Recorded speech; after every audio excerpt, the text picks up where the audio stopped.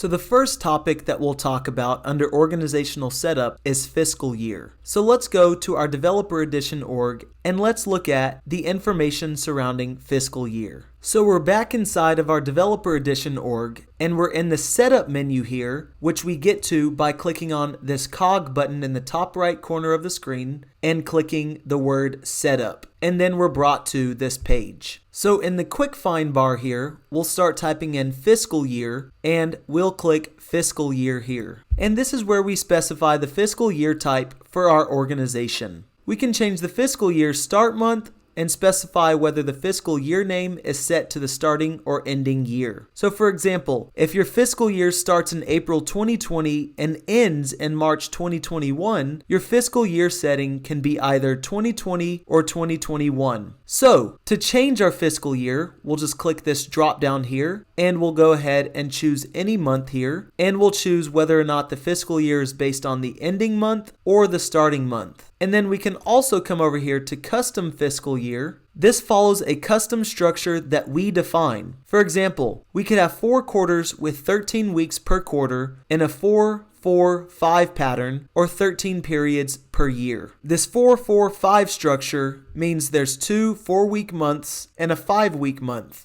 If you have any more questions about this, you can click on this Quick Tips button over here to get more information about custom fiscal year. If you want to enable custom fiscal years, you can click on this checkbox next to "Yes, I understand the implications the custom fiscal year feature has on my organization and I want to enable it." After enabling custom fiscal years, your organization's fiscal years will no longer be automatically defined by Salesforce. The only fiscal years available for reports, quotas, forecasts, and so on will be those defined by your organization. When you enable custom fiscal years, it's not reversible. After enabling custom fiscal years, you cannot revert to standard fiscal years. However, you can define your custom fiscal years to match a standard fiscal year. If you have forecasting features enabled, creating the initial custom fiscal year deletes all quotas and adjustments from that year forward. You can go ahead and click on this link to review more information about fiscal years before enabling your custom fiscal years. We're going to keep standard fiscal year here and just choose January as the starting month and click Save. And we're going to get an "Are you sure?" question and click OK. And we've set up our fiscal year. Now that we're done with fiscal year, we'll go ahead and talk about business hours in the next video.